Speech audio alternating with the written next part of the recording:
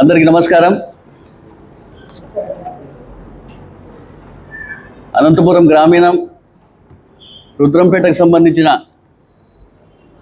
ఉప సర్పంచ్ మాజీ ఉప సర్పంచ్ నరేందర్ రెడ్డి గారిపైన మనం నిన్నటి నుంచి చూసుకుంటే సోషల్ మీడియాలో కావచ్చు, పత్రికల్లో కావచ్చు, వైఎస్ఆర్సీపీ పైన బురద జల్లే విధంగా సామాజిక మాధ్యమంలో తిరుగుతున్న విషయం కూడా అందరూ కూడా చూస్తున్న విషయం కూడా మనందరూ గమనిస్తున్నాం. నరేందర్ రెడ్డి దాదాపుగా 4 సంవత్సరాల ముందే వైఎస్ఆర్సీపీ పార్టీకి దూరంగా ఉండే విషయం కూడా అందరికీ తెలిసినదే. వైఎస్ఆర్సీపీ పార్టీలో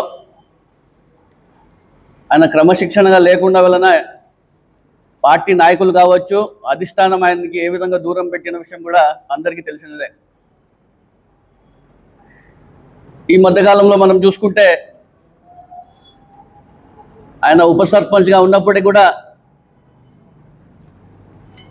గ్రామ పంచాయతీ సభలో వార్డు మెంబర్ల ముందు కూడా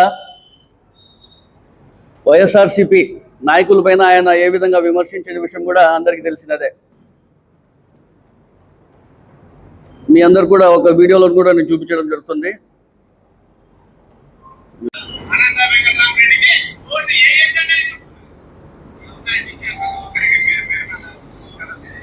ఈ వీడియో చూస్తే అర్థమవుతుంది మీకు. దాదాపుగా 4 సంవత్సరాల ముందే ఆయన పార్టీకి వ్యతిరేకంగా, మా పార్టీలో నాయకులకు వ్యతిరేకంగా రాబోయే ఎన్నికల్లో మీరు వైఎస్ఆర్సీపీ పార్టీకి ఓటు వేయకూడదని చెప్పేసి ఏ విధంగా ఆ రోజు సభలో చెప్పిన విషయం కూడా మీ ముందుకి ఆధారాలతో పెట్టడం కూడా జరుగుతుంది. అదేవిధంగా మనం చూసుకుంటే ఎన్నికలు ముందుకు రావడం జరిగింది. ఎన్నికల సమయంలో వైఎస్ఆర్సీపీ పార్టీకి ఓటు వేయకూడదని చెప్పి ప్రచారం చేసిన విషయం కూడా అందరికీ తెలిసినదే. అదేవిధంగా అప్పట్లో ఇప్పుడు ఉన్నటువంటి స్థానిక ఎమ్మెల్యే ప్రజాప్రతినిధి అయినటువంటి దగ్గుబాటి వెంకటేశ్వర ప్రసాద్ గారికి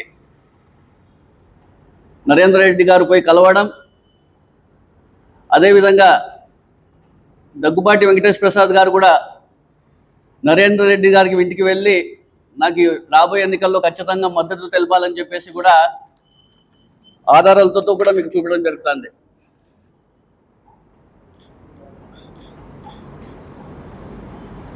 కానీ ఇక్కడ చూస్తే నిన్నటి రోజు నుంచి మనం చూస్తే వైఎస్ఆర్సీపీ నాయకులపైన, వైఎస్ఆర్సీపీ పార్టీ పైన ఏ విధంగా బురద జరుగుతున్న విషయం కూడా ప్రజలందరూ కూడా ఒకసారి గమనించాలని తెలియజేస్తున్నాను.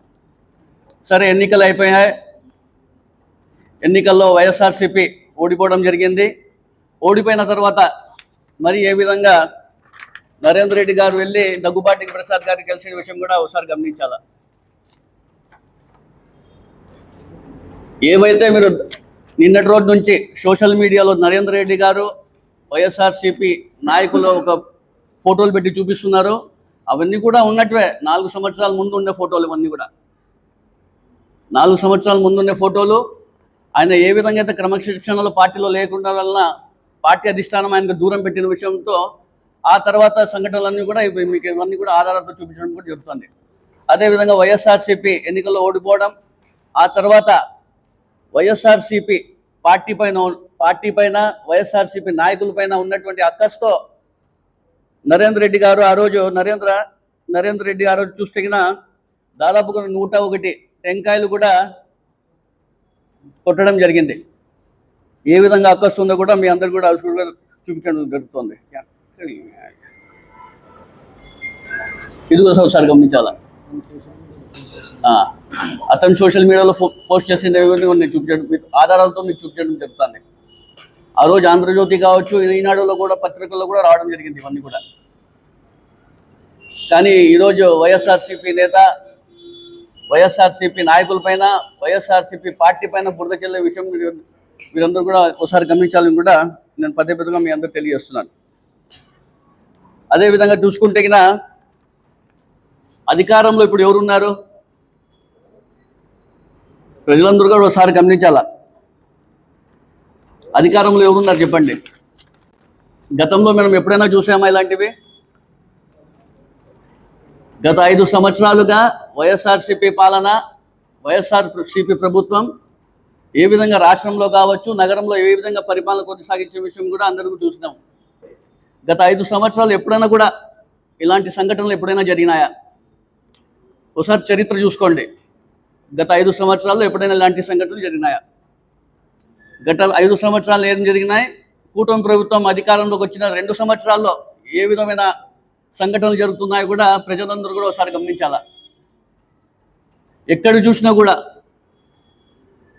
ఇప్పుడు కూటమి ప్రభుత్వం అధికారంలోకి వచ్చిన 2 నెలలలో భూ కబ్జాలు కావచ్చు, దాడులు కావచ్చు, దౌర్జన్యాలు కావచ్చు, బెదిరింపులు కావచ్చు, ల్యాండ్ మాఫియా కావచ్చు, లిక్కర్ స్కామ్ కావచ్చు, డబుల్ రిజిస్ట్రేషన్లు కావచ్చు, అదేవిధంగా కాంట్రాక్ట్ సంస్థలే ఫేక్ సర్టిఫికేట్లు సృష్టించి కాంట్రాక్ట్ సంస్థలు ఈరోజు చేరవచ్చు వాళ్ళకి అనుకూలంగా చేసుకునే విధంగా కూడా మనం చూస్తున్నాం. గతంలో మనం ఎప్పుడైనా ఇలాంటివి చూసామా? గత 5 ఇయర్స్లో ఎప్పుడైనా ఎక్కడైనా కూడా ఇలాంటి సంఘటన జరిగింది చూడండి, ఎక్కడైనా చూసామో చూడండి, చరిత్ర చూసుకోండి ఒకసారి చెప్తున్నా. కానీ ఇప్పుడు కొత్తగా మరీ చూసుకుంటే హనీ ట్రాప్ అంట. ఎక్కడో మనం ముంబైలో కానివ్వండి, కలకత్తాలో ఇలాంటివి వినేవాళ్ళం. పెద్ద పెద్ద మహానగరాల్లో హనీ ట్రాప్స్ అంటే చెప్పేసి అప్పుడప్పుడు ఎక్కడో వినేవాళ్ళం. కానీ ఇక్కడ అనంతపురం నగరంలో, అనంతపురం నగరం అంటే ప్రశాంతతకు మారిపోయారు. ఈ కూటమి ప్రభుత్వం వచ్చినాక ఏ విధమైన కొత్తవన్నీ వింటున్నామో ఒకసారి ప్రజలందరూ కూడా ఒకసారి గమనించాలా. అసలు పోలీస్ వ్యవస్థ ఉందో లేదో కూడా అర్థం కాని పరిస్థితి. పోలీసులు ఏ విధంగా వ్యవహరిస్తున్న పరిస్థితి చూస్తుంటే చాలా అసలు బాధాకరం. హెడ్ క్వార్టర్స్ అయినటువంటి అనంతపురం నగరంలో ఈరోజు డిఐజీ గారు ఉంటారు, ఎస్పీ గారు ఉంటారు, డిఎస్పీ గారు ఉంటారు, పోలీస్ వ్యవస్థ ఉంటుంది, పోలీస్ ట్రైనింగ్ సెంటర్ ఉంది. ఇక్కడ అనేక మంది కానిస్టేబుల్ కానివ్వండి, ఎస్ఎల్ కానీ, సిఎల్ కానివ్వండి, అనేక మంది ఇక్కడ వచ్చి శిక్షణ పొంది ముందుకు వెళ్తారు. ఆయన అక్కడ వెళ్ళి ఆఫీసర్లు అవుతారు. అలాంటి ఉండే చోటు కూడా ఈరోజు పోలీసు వ్యవహారం చూస్తుంటే చాలా బాధేస్తుంది. ఇక్కడ హనీ ట్రాప్ సంబంధించి ఎంతోమంది బాధితులు 3 టౌన్ కానివ్వండి, అలా రాప్టైడ్ స్టేషన్కి వెళ్ళి బాధితులు ఫిర్యాదు చేస్తే అక్కడ ఉన్నటువంటి సీఎల్ పట్టించుకుపోవడం, ఎంతవరకు అసలు ఏ విధంగా ప్రభుత్వం ముందుకు పోతున్న విషయం కూడా ప్రజలందరూ ఒకసారి గమనించాలని తెలియజేస్తున్నాను. అసలు వాళ్ళు ఈ బాధితులు ఏ విధంగా నష్టపోయి ఉంటారు, మానసికంగా ఏ విధంగా నష్టపోయి ఉంటారో విషయం కూడా ప్రజలందరూ ఒకసారి గమనించాలి. ఇంకో ఎంతోమంది బాధితులు బయటకు వచ్చి చెప్పలేకపోతున్నారు. అసలు పోలీసుల వ్యవహారం చూస్తుంటే ఎంత దారుణంగా ఉందంటే ఈరోజు అనంతపురం నగరంలో ఎప్పుడూ చూడలేదు మనం, ఎప్పుడే కానీ ఆ బాధితులు ఇచ్చిన ఫిర్యాదుల మేరకు మీరు ఆ రోజే కట్టడి చేసి ఉంటే ఈరోజు ఇవన్నీ కూడా జరిగిందట. అనంతపురం నగరంలో హనీ ట్రాప్ సంబంధించి ఎప్పుడైనా వినేవాళ్ళమా మేము? ఖచ్చితంగా లా అండ్ ఆర్డర్కి సంబంధించి పోలీసులే దీనికి బాధ్యత వహించాలి. ఎవరైతే ఇది నేరం చేశారో ఖచ్చితంగా వాళ్ళందరికీ కూడా అదుపులో తీసుకొని చట్టపరంగా ఖచ్చితంగా వాళ్ళందరికీ కూడా శిక్షించే విధంగా పోలీసులు కూడా చర్య తీసుకోవాలని తెలియజేస్తున్నాను. ఇంతమంది ప్రజలు ఉన్నటువంటి బాధ్యత తీసుకోకుండా పోలీసులు కావచ్చు, అటు ప్రజాప్రతినిధులు కావచ్చు, బాధ్యత తీసుకోకుండా ఏ విధంగా వివరిస్తున్న విషయం కూడా ప్రజలందరూ కూడా ఒకసారి గమనించాలని తెలియజేస్తున్నాను. ఏమైనప్పటికీ కూడా నరేందర్ రెడ్డి అనే అతను వైఎస్ఆర్సీపీకి సంబంధం లేదు. 4 సంవత్సరాల ముందే ఆయన పార్టీ నుంచి ఆయనకి దూరం పెట్టింది. పార్టీలో ఎటువంటి వారికి కూడా ఆయనకు సంబంధం లేదు. ఇప్పుడు జరుగుతున్నటువంటి ఏ విధంగా కూటమి నేతలు, కూటమి నాయకుల, కూటమి ప్రభుత్వంతో అండదండలతో ఏ విధంగా ఆయన ముందుకు పోతున్న విషయం కంటే మాకు తెలియదు. ఇవన్నీ కూడా పోలీసులే నిగ్గు తేల్చాలి. సమయం ఎంతగా ఉంది. ఖచ్చితంగా ప్రజలందరూ కూడా గమనించి రాబోయే రోజుల్లో పోలీసు అందరూ కూడా దీనిపైన యాక్షన్ తీసుకొని వెంటనే చర్యలు తీసుకోవాలని తెలియజేస్తున్నాను. ఎక్కడ చూసినా హనీ ట్రాప్ అని చెప్పేసి ఒక కొత్త దందాను, ఒక కొత్త పదాలను అవన్నీ కూడా వినడం జరుగుతోంది. ముందుగా ఈ హనీ ట్రాప్ను ఛేదించినటువంటి జిల్లా ఎస్పీ జగదీష్ బాబు గారికి, అదేవిధంగా డిఐజీ షిమోసి గారికి ప్రత్యేకమైనటువంటి ధన్యవాదాలు.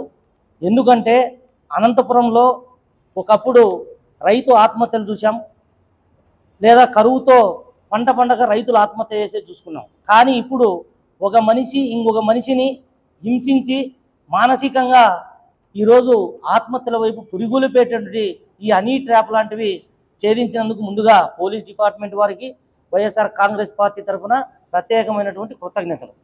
తర్వాత ఇంతకుముందు చూసాం మనం, ఇంతకుముందు వీడియోలో నరేందర్ రెడ్డి అనే వ్యక్తి మా పార్టీలో ఉప సర్పంచ్ అయినా తరువాత రాను రాను అక్కడ పంచాయతీ పరిధిలో ఏవైతే ఉన్నాయో ఆ పంచాయతీ పరిధిలో అవకతవకలు పాల్పడుతున్నారని మా పార్టీ దృష్టికి తీసుకురావడం, ఇటు పార్టీ పరంగా అటు ఉప సర్పంచ్ పరంగా దూరంగా పెట్టడం జరిగింది. కానీ ఈరోజు మనం చూస్తూ ఉన్నాం, కొంతమంది ఒక పార్టీకి అనుకూలంగా ఉంటే వాళ్ళు ఏ పార్టీ అయినా వాళ్ళు ఏమి చేసినా వాళ్ళని సమర్థించే ప్రయత్నం చేస్తాను. ఈ మాట ఎందుకంటున్నామంటే, ఇదే ఇంతకుముందు వీడియోలో చూసాం, మా పార్టీ అభ్యర్థికో లేకపోతే మా పార్టీకో ఓటు వేయద్దండి అని. ఇదే పత్రికలో ఇంతకుముందు మార్చి 28, 2024 దీంట్లో ఏం రాశారంటే, అదే అతని పేరు మెన్షన్ చేసి వీళ్ళందరూ కూడా అసంతృప్తిగా ఉన్నారు అని చెప్పి ఓ శీర్షిక రాసినారు. మళ్ళీ ఇదే పత్రికలో ఈరోజు ఏం రాశారంటే, ఈయన వైకాపా నాయకుడు అని రాశారు.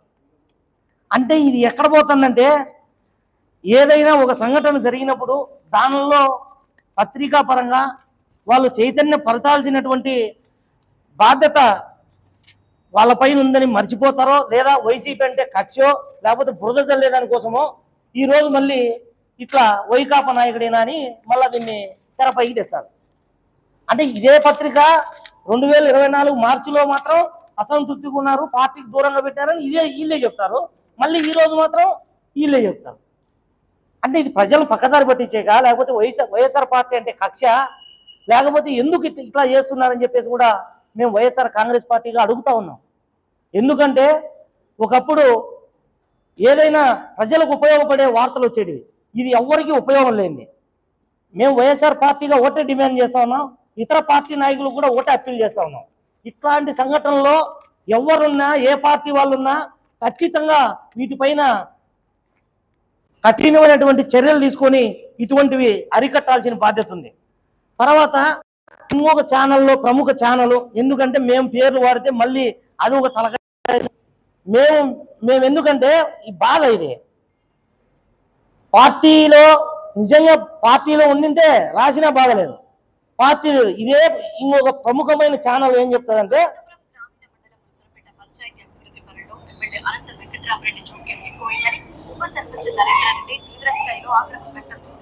పంచాయతీ తీర్మానాలు లేకుండా పనులు చేస్తున్నారని, పాలకవర్గం అధికారాలను కూడా లెక్క చేయకపోవడం హేయమని మండిపడ్డారు. అభివృద్ధి పనులపై నిక్కచ్చిగా మాట్లాడినందునే పార్టీ వ్యవహారాలు, పంచాయతీ కార్యక్రమాల్లో దూరం పెడుతున్నారని అసంతృప్తి వ్యక్తం చేశారు. ఇక్కడ ఏముంది, అభివృద్ధి పనుల్లో ప్లస్ పార్టీకి దూరంగా పెట్టినారని ఇవి ప్రముఖమైనటువంటి ఒక టీవీలో వస్తుంది. ఇదే పత్రికలో ఈరోజు ఏం రాశారంటే, దీనికి సంబంధించిన పత్రికలోనే ఏం రాశారంటే, ఇక్కడ వైకాపా నాయకుడు అని చెప్పి రాస్తారు. అంటే వీళ్ళకి ఏ విషయంలో అవసరమైతే దాన్ని అట్లా మలుచుకుంటారు. ఇప్పుడు ఇది వైకాపా మీద బురద చల్లే విషయం కాబట్టి ఇది వైకాపా గంట కడతారు. దయచేసి మేము ఎందుకు చెప్తున్నామంటే, సమాజంలో గౌరవమైనటువంటి ఎన్నో విషయాల పట్ల ఇటు ప్రజలకు అటు ప్రభుత్వానికి ప్రజలను చైతన్యపరిచి అనేక విషయాల పట్ల ఈ జిల్లాలో జర్నలిస్టులు కానీ లేదా టీవీ ఛానళ్ళు కానీ చాలా పనిచేసాయి. మేము వైఎస్ఆర్ కాంగ్రెస్ పార్టీగా ఒకటే విజ్ఞప్తి చేస్తా ఉన్నాం, మనం ఇప్పటికైనా మించిపోయింది లేదు. మళ్ళీ ఇదే పత్రికలో ఏం రాస్తారంటే, గంజాయి ఓ పక్క ఎచ్చుమీరిపోతుంది అని చెప్పి రాస్తారు. అంటే దీన్ని ఎట్లా అర్థం చేసుకోవాలంటే, ఎట్లా అర్థం చేసుకోవాలి మాకే అర్థం కాలేదు. మేము ఒకటే చెప్తా ఉన్నాం, ఈ నగరంలో గంజాయి తర్వాత బెల్ట్ షాపులు ఏ చిన్న బంకులో చూసినా కూడా ఈరోజు గంజాయి దొరుకుతా ఉంది. ఏం చేస్తున్నారని చెప్పేసి కూడా అడుగుతా ఉన్నాం. ఎందుకు, ఎవరి ప్రోద్బలంతో ఇది జరుగుతూ ఉంది? బెల్ట్ షాపులు పక్కన మనం చూసాం, బల్లార్ రోడ్లో కానీ బస్ స్టాండ్ దగ్గర కానీ కూడల్లో కానీ ఎవరైనా పోవాలంటే కూడా ఇబ్బంది. ఈరోజు పైగా ఇంకొకటి ప్రజలకు ఇబ్బందికరమైనటువంటి పర్మిట్ రూమ్లు అని చెప్పి ఎకరాల్లో పర్మిట్ రూములు పెట్టి చేస్తున్నారు. ఇట్లాంటివన్నీ అరికట్టకపోవడం వల్లనే ఈరోజు ఎక్సైజ్ శాఖ ఎవరితో ఎక్సైజ్ చేస్తుందో అర్థం చేసుకోవాలని చెప్పేసి ప్రజలకు విన్నపిస్తా ఉన్నాం. ఈ నరేందర్ రెడ్డి అనే వ్యక్తి మా పార్టీలో ఉప సర్పంచ్గా ఉండింది నిజమే, ఎప్పటి వరకు 4 ఏళ్ల కింద వరకు అతనే చెప్పినాడు, ఇదే ఛానల్లే చెప్పినాయి, ఇదే పత్రికలే రాసినాయి. మళ్ళీ ఈరోజు ఏం చెప్తారు, ఇది వైఎస్ఆర్ పార్టీని డ్యామేజ్ చేసేదానికి కాకపోతే ఎందుకు ఇట్లా చేస్తున్నారు? కాబట్టి ఇది మేము ఇతర పార్టీ వాళ్ళు అతను ఆ పార్టీలో ఉన్నారు ఈ పార్టీలో ఉన్నారని చెప్పడంలే, ఇంతకుముందు చూపించినారు. ఎవరితో ఉన్నాడో, మళ్ళీ ఆ పార్టీ అనుకూలం. మళ్ళీ అతనేమో బయట ఎట్లా మాట్లాడతారో జర్నలిస్టులకు తెలుసు, ప్రజలకు తెలుసు, అన్ని పార్టీల నాయకులకు తెలుసు. కానీ ఏదైనా సంఘటన జరిగినప్పుడు మాత్రం వైఎస్ఆర్ పార్టీని ముందుకు తీసుకొస్తారు. కాబట్టి పార్టీని బదనాం చేసే ప్రయత్నం చేయొద్దండి. మీరు ఇక్కడ బాధితులు, పేపర్లు కానీ టీవీలు కానీ బాధితుల పక్షాన్ని ఆలోచించండి. ఎవరు ఇటువంటి వైపు పోకుండా చైతన్యం కలిగేటట్లు చేయండి అని చెప్పేసి వైఎస్ఆర్ కాంగ్రెస్ పార్టీగా విజ్ఞప్తి చేస్తా ఉన్నాం. మేము ఈ నరేందర్ రెడ్డి అనే వ్యక్తి గతంలో కూడా ఇట్లాంటివి ఆరోపణలు వచ్చాయి కాబట్టి అప్పటి నుండే పార్టీకి దూరంగా పెట్టాం. అటు పార్టీ క్రమశిక్షణలకు లోబడి లేడని చెప్పేసి మేము పూర్తిగా దూరంగా పెట్టాం. గమనించగలరు ఎవరైనా సోషల్ మీడియాలో ఈరోజు పోలీసులు పాపం వాళ్ళ పని వాళ్ళు చేస్తున్నారు. ఏం చేస్తున్నారంటే కొంతమంది అత్యుత్సాహంతో కూడా ఎవరైనా ఒక విమర్శ చేస్తే, సోషల్ మీడియాలో విమర్శ చేస్తే అది వాళ్ళను సుమోటోగా కేసులు తీసుకోవడమో లేకపోతే ప్రైవేటుగా బెదిరించడమో, ఎవరు కంప్లైంట్ ఇవ్వకపోయినా ఏమైనా అధికార పార్టీకి వ్యతిరేకంగా పెడతానని అనడమేమో ఇట్లాంటివన్నీ చేస్తున్నారు. మేము ఒకటే చెప్తున్నాం ఎస్పీ గారికి కానీ డిఐజీ గారికి కానీ, ఈరోజు అన్ని ట్రాప్లో మీరు చాలా మంది యొక్క జీవితాలను కాపాడినారు. మేము కూడా వైఎస్ఆర్ కాంగ్రెస్ పార్టీగా మీ డిపార్ట్మెంట్కు కృతజ్ఞతలు తెలియజేస్తున్నాం.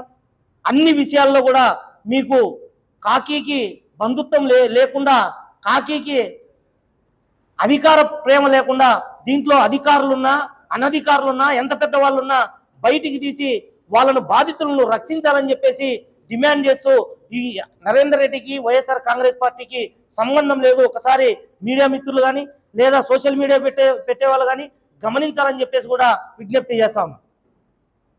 టీడీపీ అయినా లేదా బీజేపీ అయినా వైసీపీ అయినా ఎవరు ఉండే కూడా ఇట్లాంటివి ఉపేక్షించకూడదు. ఎందుకంటే ఇప్పుడు మనం ఇప్పుడు మేమేం చెప్తున్నామంటే కొన్ని విషయాల్లో పార్టీలకు ఆపాదించకూడదు. ఇది వాళ్ళది. టీడీపీ వాళ్ళు ఉన్నా బీజేపీ వాళ్ళు ఉన్నా ఎవరు కూడా దీన్ని ప్రోత్సహించరు. కాబట్టి ఇప్పుడు మేమున్నామని చెప్పి వాళ్ళు ఉన్నారని చెప్పి మేము ఇది కాదు కదా. బాధితులను ఇబ్బంది పెట్టే ప్రయత్నమో బురద చల్లే ప్రయత్నమో కాదు. ఎవరున్నా దీంట్లో ఉపేక్షించద్దండి. మీరే ఇప్పుడు నేనే చూపించినాను ఈ పేపర్లో ఎక్కడో హెడ్లైన్లో వైకాపా అని పెట్టి మిగతాది ఎక్కడో కింద రాసినారు. కాబట్టి మనం దాన్ని ఏం అర్థం చేసుకోవాలో అది మీరే అర్థం చేసుకోవాలా. కాబట్టి ఎవరున్నా కూడా ఇట్లాంటి సంఘటనలకు వైఎస్ఆర్ కాంగ్రెస్ పార్టీ పూర్తిగా వ్యతిరేకం. దీన్ని పూర్తిగా విచారించాల్సిన బాధ్యత పోలీసుల పైన ఉంది. ఇంకా లోతుగా అధ్యయనం చేసి ఇట్లాంటివి జరగకుండా ఆదిలోనే చర్యలు తీసుకుంటే ఇట్లాంటివి రావని చెప్పేసి కూడా మేము డిమాండ్ చేస్తా ఉన్నాం. ఏదైనా బాధితుల పక్షాన నిలబడాల్సిన అవసరం ఉంది. అది పోలీసు వారైనా, పార్టీల వారైనా, మీడియా వారైనా. కాబట్టి బాధితులను ఇట్లాంటి వైపు పోనీకుండా చూసే బాధ్యత అందరిపైన ఉందని చెప్పేసి తెలియజేస్తాను.